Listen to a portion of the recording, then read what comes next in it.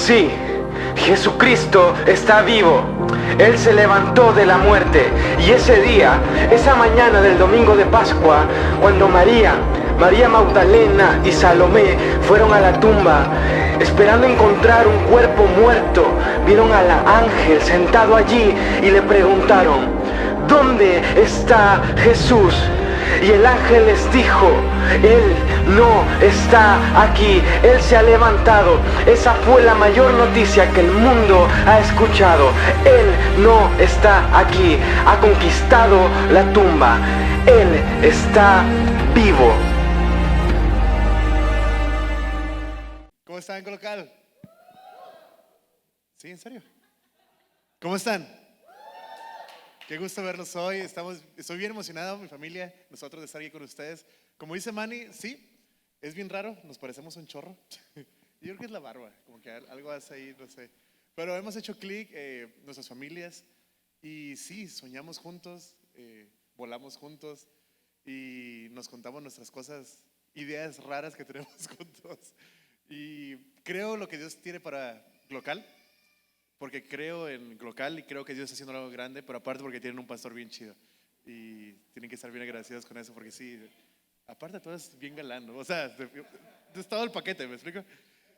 ¿Quién está emocionado de estar aquí hoy? Estamos celebrando la Pascua. ¿Alguien no sabe qué es la Pascua? Pues esta semana, por si acaso no sabías. Y pienso yo, la realidad es que esta es una de las semanas más importantes del año. Sé que a veces pensamos en Navidad, que Jesús nació el 24 de diciembre a las 12 de la noche, y no, pues la realidad es que no. Pero la Pascua sí se celebra exactamente en las mismas fechas de lo que pasó. Entonces sí puedes decir que un día como hoy, literal un día como hoy, hace poco más de 2000 años, Jesús resucitó. Creo que no escucharon. Un día como hoy, hace un poco más de 2000 años, Jesús resucitó. Y es la razón por la que estamos aquí. Toda la Biblia, toda la historia, todo el tiempo, todo, no tiene absolutamente ningún sentido si hoy no pasó, si Jesús no resucitó. Jesús pudo haber muerto en la cruz, pero si Jesús no resucitó, nada tiene absolutamente ningún sentido. Pero el hecho de que Jesús resucitara, pues le da sentido a todo. ¿Tiene sentido? Entonces vamos a pasearnos hoy, vamos a orar, pero después de ahí voy a pasearme por más o menos buen cacho de la Biblia, varias historias por la Biblia de cómo llegamos a esto que es la Pascua y cómo terminamos en la resurrección. Entonces, ¿les parece? Oramos y luego le damos para adelante. Jesús, gracias Dios por tu presencia. Gracias porque tú eres un Dios bueno. Gracias por tu fidelidad. Gracias por haber muerto por nosotros. Gracias por resucitar por nosotros. Te entregamos nuestras vidas. Bendice este mensaje. Habla a nuestros corazones, Rey, en nombre de Jesús. Amén. Literalmente me voy por toda la Biblia. Entonces, al principio de todo, Dios crea todo. Crea el cielo, la tierra, los animales, las ballenas, todo, crea todo. De repente se levanta Dios y dice: voy a crear al hombre, y lo crea a imagen de Dios. Crea al hombre y la mujer a imagen de Dios. Los crea de la tierra y sopla aliento de vida. Y de repente dice: este es hombre, mujer, saliste del hombre. Están hechos a imagen de Dios. Nos crió a similitud de Él. Nos vemos como Él se vería en aquel entonces, ¿no? O en ese entonces. Y nos hace imagen de Él. Nos pone en un huerto, a Adán y Eva los pone en un huerto. Dice la Biblia que era un huerto hermosísimo. Los pone ahí para labrarlo, para cuidarlo, para estar ahí y disfrutar. Le da una sabiduría y una inteligencia al ser humano increíble, al punto que Adán es capaz de ponerle nombre a todos los animales. No tengo la menor idea cómo vio al elefante y dijo: elefante. Cómo vio un pingüino y dijo: pingüino. No tiene ningún sentido. Pero le puso nombre a todos los animales, una sabiduría increíble. Les dijo: de todo árbol, de todo fruto, de lo que te dé la gana puedes comer, pero de ese árbol que está en el medio no comas. Es el fruto, el árbol del bien y el mal. No comas de ahí porque no te conviene comer de ahí. Si comes de él, de cierto vas a morir. No comas de ahí. Clarito. Y como buenos niños chiquitos, los que tenemos hijos, no metas el dedo en el interruptor de luz. Vas a ir a meter el interruptor de luz. Fue, y la serpiente dice que era muy astuta. Fue con la mujer, la engaña y le dice: come del fruto, no va a pasar nada. Al contrario, vas a ser como Dios. Y la mujer ve el fruto, se da cuenta que está apetecible, que se ve sabroso. Toma el fruto, se lo come, se lo da al hombre. Y sale un chiste muy malo en ese punto donde dice que Dios llega y le dice al hombre, ¿por qué comiste el fruto? Y dice que volteó y le dijo, es que la mujer que tú me diste me hizo comer el fruto. La mujer dijo, es que la serpiente me engañó. Y dice que la serpiente volteó para atrás y ya no quiere echarle la culpa, ¿no? Pero la serpiente termina engañando a la mujer y la mujer le da el fruto al hombre. Y sí, muchos van a decir, es que la mujer cayó en pecado. Sí, tú le caíste a ti te dijo Dios directamente y tú le hiciste caso a tu esposa o a tu mujer. O sea, de plano, todos tienen responsabilidad en esta caída. Entonces, cuando el ser humano come del fruto, hay una separación de Dios. Espiritualmente muere el ser humano y hay una separación. Con muerte me refiero que ya no están juntos. ¿Por qué? Dios es santo, santo, santo. La Biblia lo repite 3 veces y cuando lo hace 3 veces quiere decir, hey, pon atención, esto es importante. Dios es santo, santo, santo. Y al hombre estar en pecado, no puede haber una comunión entre el ser humano y el pecado. Oye, y Dios, o sea, Dios no puede tener comunión con nada que sea pecado porque Él es ¿qué? Santo, santo, santo. Dilo conmigo, santo, santo, santo. Y como el hombre está en pecado, muerto espiritualmente, ya no puede haber una relación personal entre Dios y el ser humano. Pero antes de sacarlo del huerto, Dios hace algo muy interesante. Número 1, hace un sacrificio y le da vestiduras. O sea, dice que les da vestiduras de piel de un animal. Y lo que quiero que empieces a ver desde ahorita es que te voy a dar imágenes de Jesús por toda la Biblia. Hace un sacrificio, hay derramamiento de sangre y les da vestiduras. Y número 2, les da una promesa a la serpiente y a la mujer. Ve lo que dice Génesis 3, versículo 15. Dice, y pondré hostilidad entre ti y la mujer, entre tu descendencia y la descendencia de ella. Su descendencia te golpeará la cabeza y tú le golpearás el talón. Aquí Dios ya está dando una promesa antes de sacar a Adán y Eva del huerto, diciendo, va a llegar un punto donde un descendiente de esta mujer, nacido de ella, va a golpear en la cabeza a la serpiente y la va a destruir. Sí, lo va a morder en el talón y va a parecer una victoria, pero la realidad es que este hombre que viene después de esta mujer va a destruir a la serpiente 100%. ¿Quién lo hizo? Su nombre es Jesús. Jesús llegó en la cruz, aparentemente perdió, si quieres llamarlo así, porque sufrió, pero la realidad es que ganó y resucitó y destruyó 100% a la serpiente y logró, un descendiente de esta mujer logró conquistar la muerte, logró conquistar la serpiente y volver a restaurar la relación entre Dios y los hombres. Muchísimos años después, cientos de años después, aparece una persona en la historia, se llama Abraham. Para mí, Abraham es uno de mis personajes favoritos de toda la Biblia. Me gusta imaginármelo como un hombre fuerte, grande, con una voz así de bien fuerte. Si no has visto The History Channel, hizo una serie de la Biblia muy padre, de hecho, muy accurate, sería muy conforme a la Biblia. Y sale Abraham. Y sí, me encantó esta serie porque sale un Abraham bien fuerte, un Abraham firme que a pesar de que ya tiene 100 años a lo mejor, está bien fuerte con una voz bien padre. Y a este Abraham le dijo Dios, sal de tu tierra y de tu parentela a una tierra que yo te voy a mostrar. Y ahí empieza a crearse la nación de Israel. Le dijo, voy a bendecir a los que te bendigan, voy a maldecir a los que te bendigan y te voy a dar una descendencia increíble. Pero hay un problema. Sara, su esposa, no puede tener hijos. Entonces, en todo ese transcurso de tiempo, hay un montón de tonteras que Abraham hace en el camino, entre ellas tener un hijo con otra mujer y sin darse cuenta creó una nación que va a estar en guerra con Israel hasta la fecha. Casi regala a su esposa 2 veces, no sé qué clase de hombre hace eso, todavía me cae bien, pero empieza a cometer muchos pecados así de esa magnitud. Sin embargo, Dios sigue apareciéndosele, Dios sigue bendiciéndolo, porque dijo, yo voy a bendecir a los que te bendigan y maldecir a los que te maldigan. Y aún en puntos donde él había cometido un pecado tan grande como entregar a su esposa a otra persona, seguía maldiciendo a las personas con las que habían maldecido a las personas y seguía bendiciendo a los que lo bendecían. Dios, la promesa de Dios fue bien firme sobre él. Se le aparece Dios un día a Sara y a él, le dicen, el próximo año vas a tener tu hijo, y nace Isaac. Isaac es el hijo de la promesa. Isaac es el hijo que Dios había prometido. A través de él iban a empezar a nacer muchísimas generaciones, iba a llenarse la tierra. Y los que conocemos a los judíos sabemos que son un montón de gente por todos lados, siempre se multiplican bien rápido.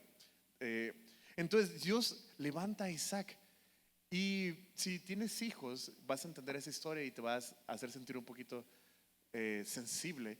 Llegó un día donde Dios se le aparece a Abraham y le dice: Abraham, levántate, ve a tal montaña que yo te voy a mostrar y quiero que me entregues en sacrificio a tu hijo. Tienes que caer en cuenta de algo. Estamos hablando del principio. Todavía no hay escritura. El Dios todavía no es conocido tan profundamente por Abraham. Entonces, él no sabe que a Dios no le agradan los sacrificios humanos. No tiene ni la menor idea. Es un Dios que apenas está conociendo. No hay una Biblia escrita, no hay una ley escrita. Todavía no entiende todo eso. Pero Abraham, con toda su fe, se levanta de mañana, toma a su hijo Isaac, agarra madera, agarra los cerillos y va a esta montaña y a entregar en sacrificio a su hijo sin dudar. No logro entender cómo hizo eso. Solo sabemos que él confiaba en Dios y sabía, la Biblia nos dice que si Dios iba a tener que levantar de los muertos a Isaac después de esto, él era el hijo de la promesa. Esa es la fe tan increíble de Abraham, lo que lo hace llamarse el padre de la fe. Abraham hace una declaración increíble, uno de mis versículos favoritos de la Biblia. Cuando su hijo le dice: papá, ¿y qué vamos a sacrificar? Ve el versículo Génesis 22, versículo 8. Dice: Dios proveerá un cordero para la ofrenda quemada, hijo mío, contestó Abraham. Así que ambos siguieron caminando juntos. Sin darse cuenta, Abraham está profetizando de una manera increíble que Jesús iba a venir. Su hijo le pregunta: padre, tenemos fuego, tenemos madera, tenemos todo por el sacrificio, pero no tenemos un cordero para sacrificar, que era lo normal.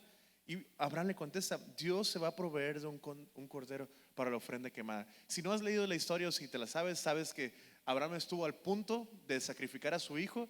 Dios lo detiene y provee un cordero para el sacrificio en ese momento. La realidad es, Jesús es un mejor Isaac. El sacrificio de Isaac no iba a hacer nada, pero el sacrificio de Jesús iba a cargar con todos tus pecados y mis pecados. Dios sabía perfectamente que Jesús era suficiente.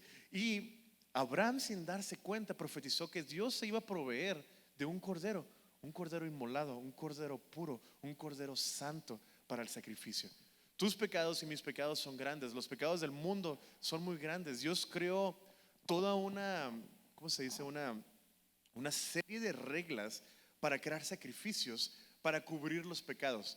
Él sabe que no puede haber comunión entre Dios y los hombres con pecado en el medio. Entonces puso sacerdotes, maneras de cómo sacrificar. Si te has puesto a leer, y si no lo has hecho, léelo algún día, todo lo que es el Pentateuco, todas las leyes desde Éxodo hasta Números, son un montón de reglas, regla tras regla, tras regla, tras regla, de cómo hacer las cosas, cómo sacrificar, de qué manera derramar la sangre, cómo hacerle si esto es así, si esta persona era de esta manera, entonces tiene que hacerlo de esta manera.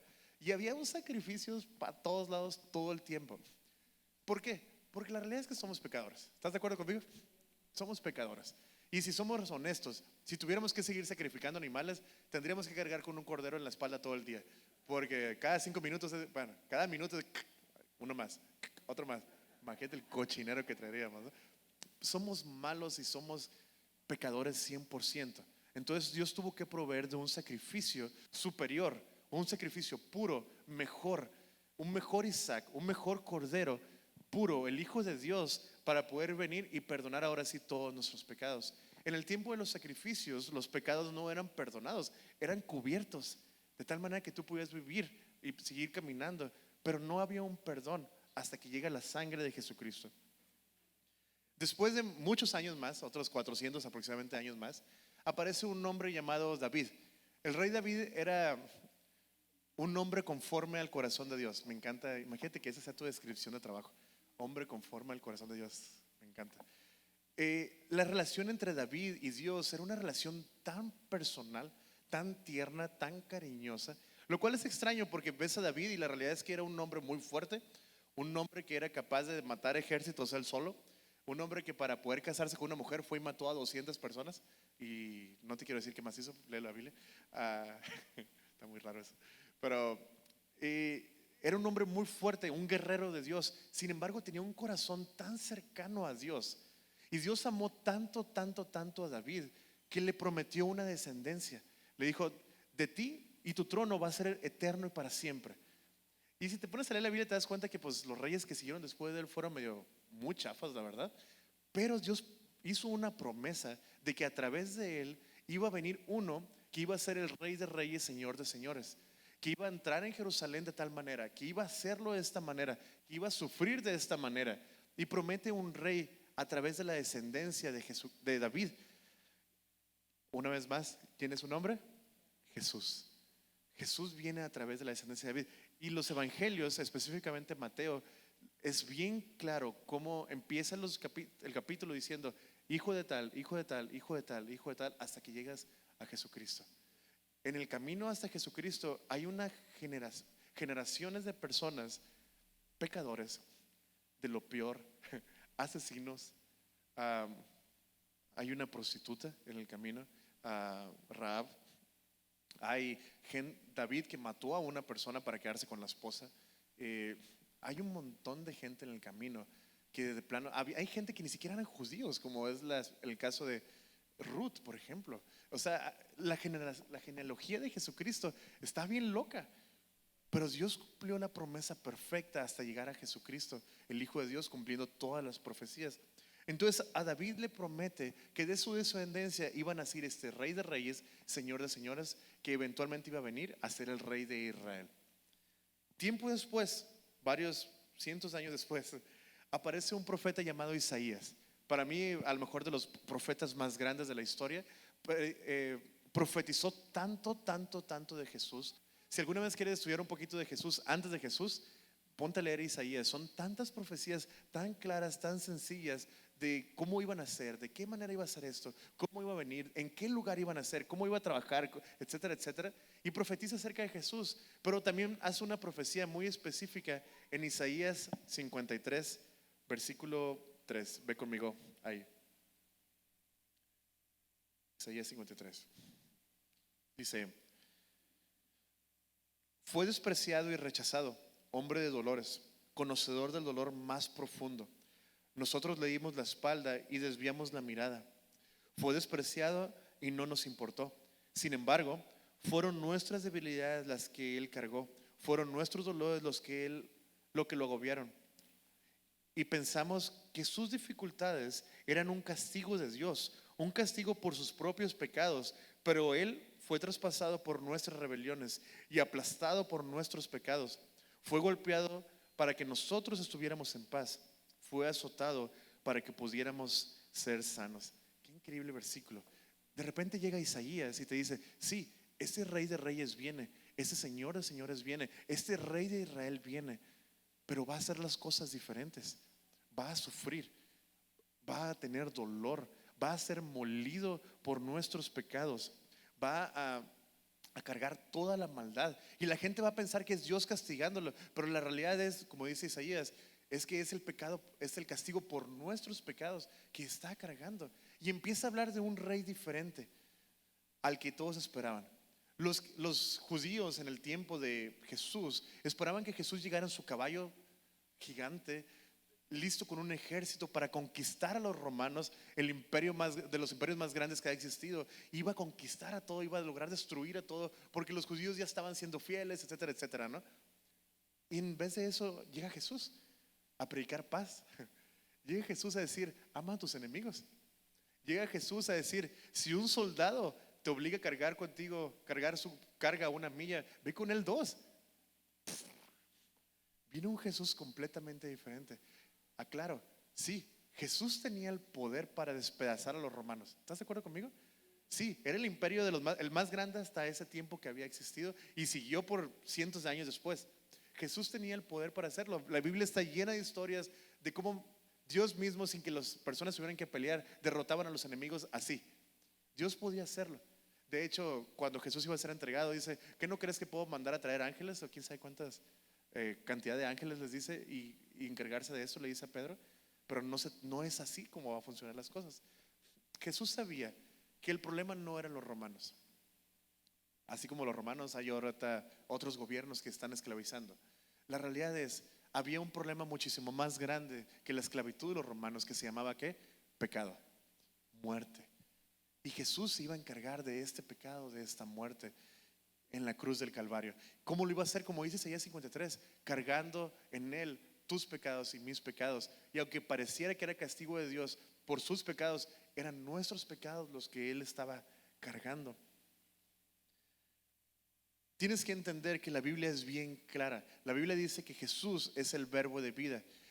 Y así empieza desde el principio hasta el final. En Génesis dice que Dios estaba con él, que la palabra de Dios crea todo. Sé la luz y fue la luz. Haz esto y fue esto. Separa esto de esto y separó esto de aquello. Y en Juan, de nuevo, vuelve a empezar diciendo: en el principio era ¿qué? El verbo. Y el verbo era con Dios.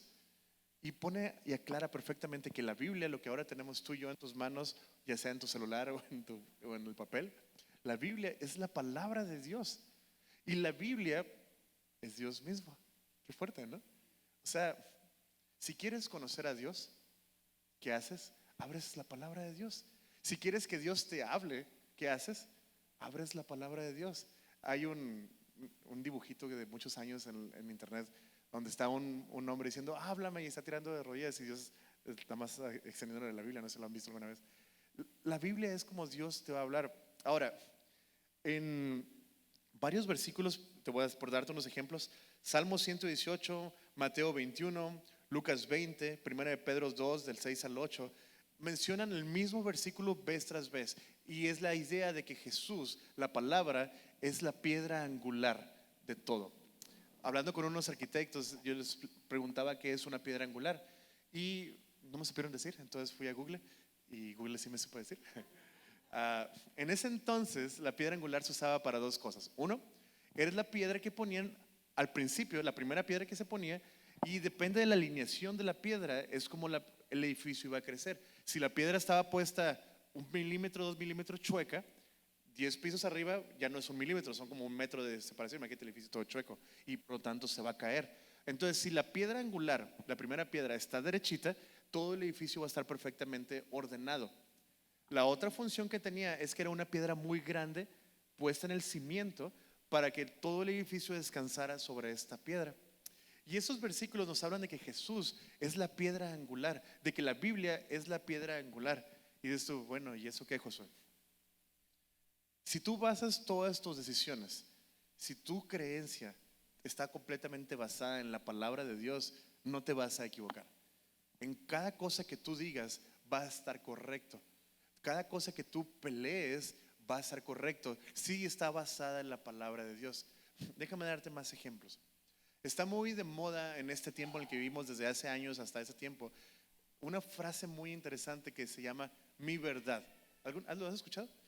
Es que mi verdad es esta, yo creo esto y por lo tanto estoy bien. Está muy de moda decir, y déjame ser bien directo, yo creo que está bien ser homosexual, por lo tanto vivo una vida homosexual libre y nadie más puede decirme otra cosa.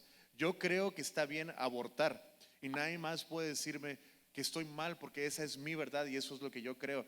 Yo creo que está bien ser racista contra tales personas y esa es mi verdad, porque yo creo que todos los míos son míos y todos los aquellos son enemigos. Yo creo que no sé, lo que tú quieras. Esa es mi verdad y nadie más puede decirme algo diferente. ¿Cuál es la realidad? Tú puedes querer pelear y poner fundamentos para pelear y ir a la escuela y darle un fundamento bien hecho filosóficamente, pero la realidad es que tu verdad no es diferente de su verdad. Y lo que tú crees a veces no es diferente de lo que él cree. Lo que tú crees es lo que te enseñaron tus papás y lo que él cree es lo que le enseñaron a ellos. Entonces, ¿a dónde vamos? Vamos a la Biblia. Vamos a la palabra de Dios. Y si vas a la palabra de Dios, no te vas a equivocar. ¿Por qué? Porque Dios es el fundamento. Entonces, si tú crees en la palabra de Dios y empiezas a predicar la palabra de Dios y empiezas a mover tus pies conforme a la palabra de Dios y lo que dice la Biblia, tus decisiones van a estar derechitas en lugar de ir todas chuecas y empezar a decir cosas como te decía ahorita. Yo creo, mi verdad dice que ser homosexual está bien. ¿Tu piedra angular está qué? Está chueca. Eventualmente tu edificio se va a caer. Pero si vas a la Biblia y dices, ser homosexual es pecado, de la misma manera que lo es dormir con mi novia, de la misma manera que es ver pornografía, de la misma manera que es cualquier otro pecado sexual. ¿Esto hace que el homosexual sea más pecador que el que ve pornografía? No, sorry chicos, Es el mismo pecado condenado, el mismo pecado sexual. ¿Hay consecuencias diferentes? Sí, hay consecuencias diferentes, obvias. ¿Por qué? Porque es algo físico. Pero la Biblia es muy clara que el pecado sexual es ¿qué? Pecado sexual, en cualquiera de sus definiciones. Entonces vas a ver un montón de cristianos atacando y matando al homosexual, adictos a pornografía. Qué fuerte, ¿no? Qué fuerte. Pero la Biblia es perfectamente clara, entonces no tienes ni siquiera dónde hacerte. Puedes decir, es que abortar es correcto porque si me pasa esto o aquello. La Biblia es muy clara, no matarás. Y vas a tener todo el mundo en tu contra. A Jesús lo mataron por sus creencias. Pero prefiero que me maten por mis creencias y creo en la palabra de Dios a vivir una vida creyendo otras tonteras que se van a caer. Son edificios que se van a caer. Son fundamentos que eventualmente se van a caer. Déjame darte un ejemplo. Hitler estaba perfectamente seguro que los alemanes eran una nación más fuerte, una nación mejorada, capaz que podían matar a todos los judíos y que nadie más son superiores a ellos. ¿Eran superiores? Hasta perdieron la guerra. ¿Me explico? No eran superiores. La Biblia es muy clara. Puedes ir ahorita y decir, es que estas vidas importan, o no, es que estas vidas importan. La Biblia es clara, todas las vidas importan. ¿Estás de acuerdo con eso? ¿Por qué? Porque es lo que la Biblia dice. Entonces quiero animarte que tomes tus decisiones conforme a la palabra de Dios. Y no importa qué decisión tomes, va a estar correcta. Déjame ser más transparente contigo, y creo que es la primera vez que lo predico. Hace 2 semanas aproximadamente mi esposa y yo tuvimos que tomar una decisión extremadamente fuerte. Yo creo que la decisión más fuerte que hemos tomado. Decidimos salir de nuestra iglesia. Dices tú, oye, Josué. Pasaron muchísimas circunstancias en nuestra iglesia en Horizonte. Demasiadas que no tiene caso ni siquiera que te diga. Y estuvimos orando muchísimo.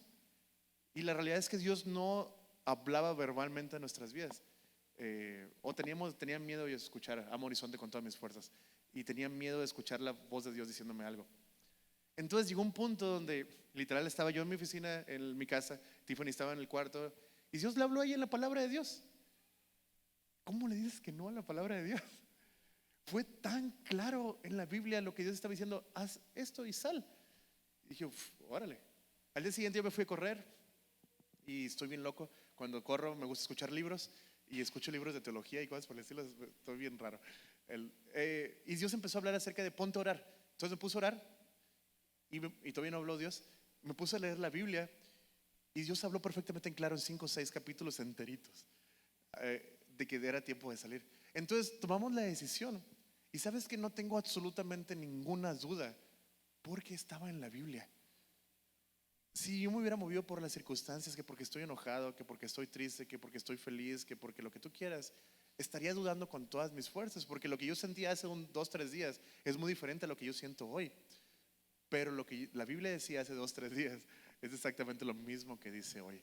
Entonces yo te animo a que fundamentes tus decisiones en la palabra de Dios. Y créeme, no hay una paz que se va a comparar a saber que tú estás obrando conforme a la palabra de Dios en todas tus decisiones, en todas las circunstancias de la vida.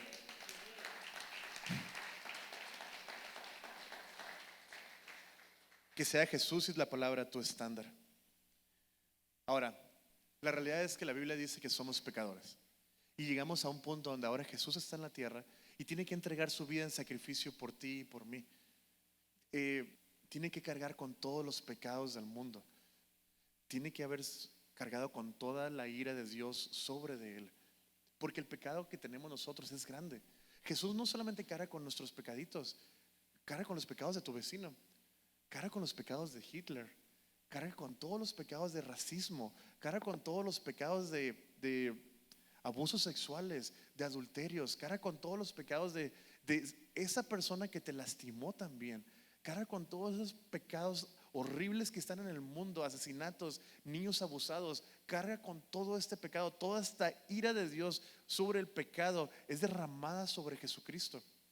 Y dice la Biblia claramente en 2 Corintios 5:21, Al que no conoció pecado, por nosotros lo hizo pecado, para que nosotros fuésemos hechos justicia de Dios en él. Jesucristo en la cruz carga todo el pecado del mundo sobre su cuerpo, sobre su cabeza, sobre sí mismo. ¿Qué significa esto? Decíamos al principio que Dios es santo, santo, santo.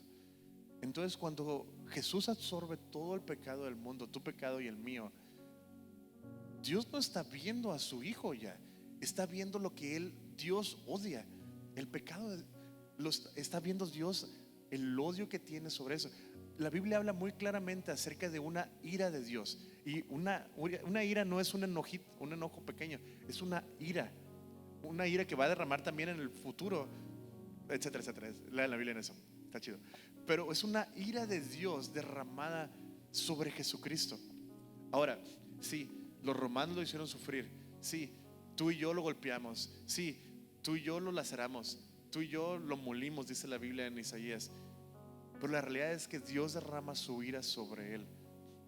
Lo que sufrió es Dios derramando su ira sobre él por el pecado tuyo y por el pecado. Martín Lutero llama a esto el gran intercambio. Cómo Dios absorbe todo el pecado y toma nuestro lugar en la cruz del Calvario, y nosotros recibimos la gloria de Dios. Como Dios toma el dolor, el sufrimiento que nosotros debimos haber tenido, y nosotros recibimos las flores, felices de la vida. Dios hace un intercambio de nuestro pecado por su gracia, por su amor. Jesús no solamente perdona tus pecados, Jesús paga la deuda por tus pecados. Sí, Jesús podía haber dicho, pecados borrados, ya, así. Dios es Dios, pero no. Dios es tan justo, Dios es tan justo que paga la deuda. No se salta su palabra, no se salta las reglas. Era muy fácil para él hacerlo, pero no se salta las reglas. Él carga y paga tu pecado y mi pecado en la cruz de Calvario. Los toma y los paga, los hace a un lado. Pero está viendo a Jesús cargando todo el pecado, y no solamente derrama su ira, sino que aparte Dios tiene que darle la espalda a su único hijo por ti y por mí. ¿Te imaginas esto? Decía en el primer servicio que he escuchado muchos pastores tratando de comparar el amor que yo tengo por mis dos hijas, por ejemplo, diciendo, no me imagino a mi hija sufriendo. O tú puedes decir, no me imagino a mi hijo sufriendo, saliéndole sangre y todo eso. Pero la realidad es, nosotros somos solamente imagen de Dios. El amor que yo tengo por mis hijas no se compara en lo absoluto en el amor que Dios tiene por su único hijo. Y esto me rompe el corazón. Y esos son sentimientos míos nada más. El hecho de que mi amor por mis hijas, que las amo con todas mis fuerzas, y no hay absolutamente nada en el mundo que las va a lastimar si yo estoy cerca. Ahora imagínate a Dios lastimando a su hijo. Y si mi amor no se compara, imagínate el amor de Dios. Si mi amor es una imagen de lo que Dios realmente es, un porcentaje mínimo, imagínate el amor real de Dios derramando y lastimando a su hijo por el pecado que tú y yo cometimos, que ahora está sobre él. Y ya que lo lastimas, tienes que darle la espalda. ¿Por qué? Porque Dios es santo, santo, santo, y Dios no puede tener ninguna comunión con el pecado, y tiene que darle la espalda.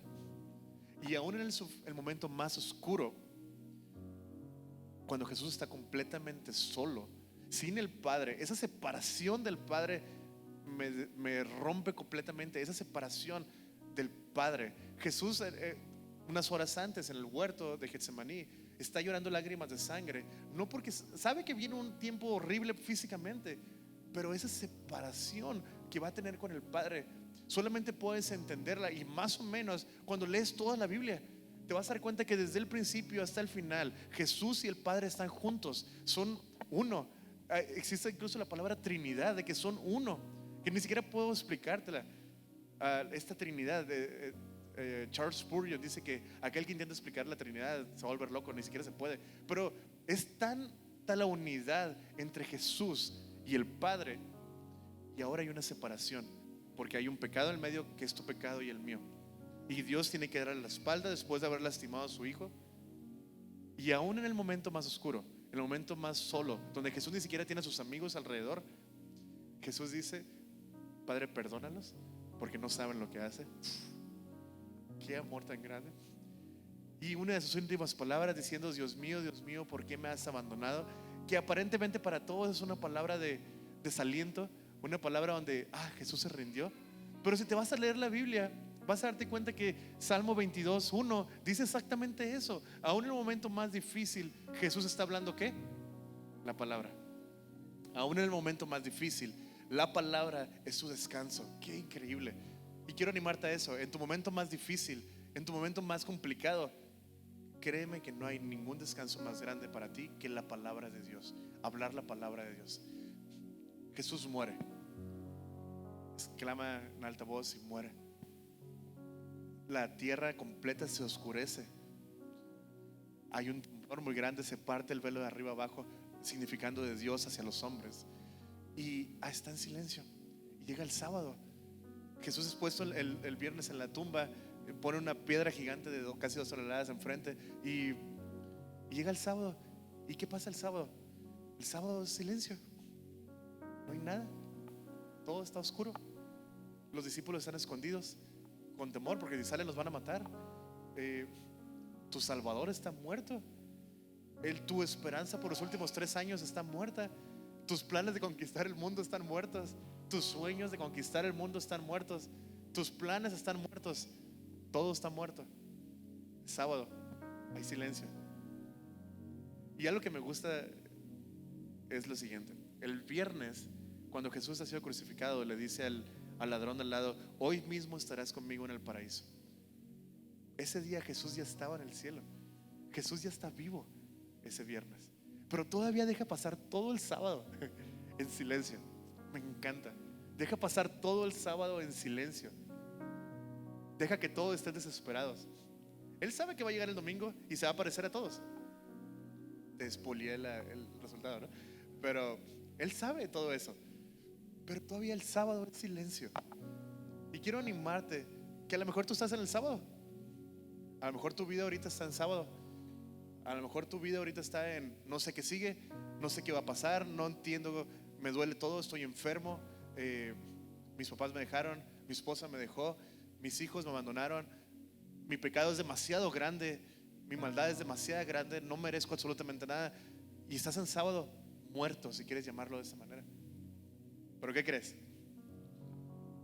Le va a pegar fuerte. Es domingo. ¿Otra vez? Ya no le quiero pegar. Es domingo.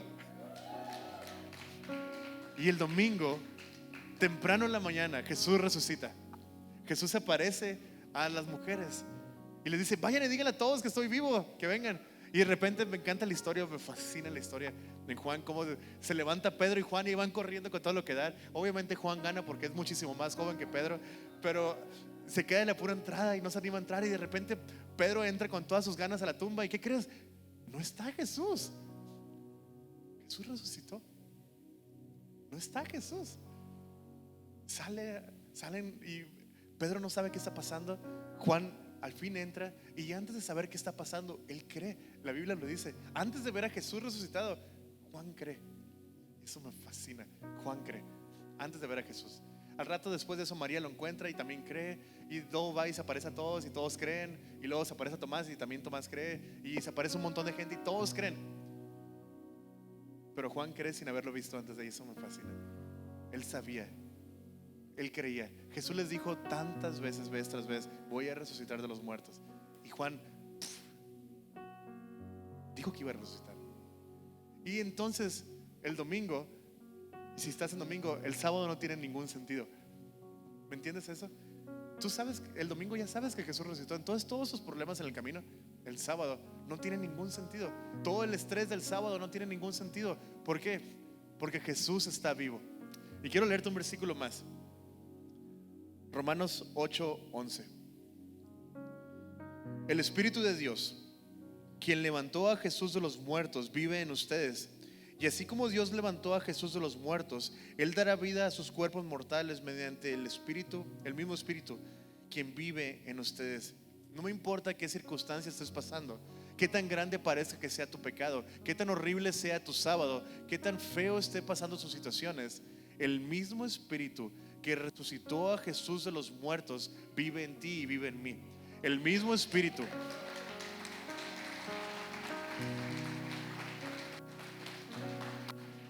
Este es el Espíritu Santo. El mismo Espíritu que hizo que Jesús viviera una vida en pureza es el mismo Espíritu que vive en ti y en mí. El mismo Espíritu que puede ayudarte a vencer cualquier circunstancia, cualquier pecado. Puede ayudarte a vencer cualquier temor, cualquier cosa que estés pasando. Ese mismo Espíritu habita en ti y en mí. Y aclaro, no es por algo que tú y yo podamos hacer. No es porque tú y yo seamos mejores. No es porque yo creo y tú no crees. Es porque Dios ya lo hizo. Es porque Jesús sufrió en la cruz por ti. Es porque Él tomó nuestro lugar. Y el final es porque Él resucitó por ti. Y porque Él resucitó por ti es que nosotros podemos tener vida. Solamente porque Él lo hizo. Solamente porque Él decide escogerte. Solamente porque Él decide elegirte. Y quiero decirte algo.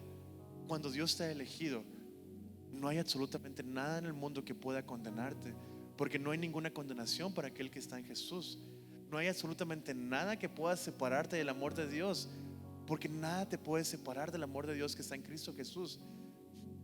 Dios no te ha dado espíritu de cobardía, sino de poder, amor y dominio propio. Y así me puedo ir con tantos versículos diciéndote, no se trata de ti, se trata de lo que Dios ya hizo. Y que el Espíritu Santo vive en ti. Y por lo tanto tú puedes tener vida. Para terminar, viene algo todavía mejor, más grande que todo. Y es que Jesús va a venir por ti. Un día vamos a escuchar una trompeta y de repente lo vamos a ver en el cielo y vamos a estar con Él. Y se acabó todo.